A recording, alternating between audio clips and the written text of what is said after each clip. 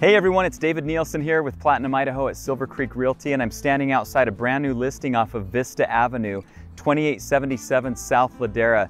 This place is super close to the airport, downtown, everything in Boise. Completely remodeled on the inside, and the HOA takes care of everything on the outside. Let's go check it out.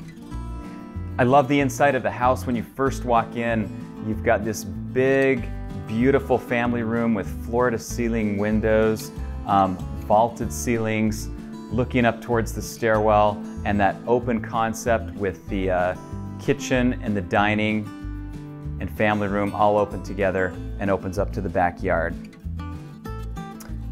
Downstairs you have a half bathroom, and upstairs you have two good-sized bedrooms plus this good-sized master bedroom with its own master bathroom. And all of the bathrooms, including the main bathroom upstairs, for a total of 2.5 bathrooms, have been completely updated with designer colors, faucets, and fixtures.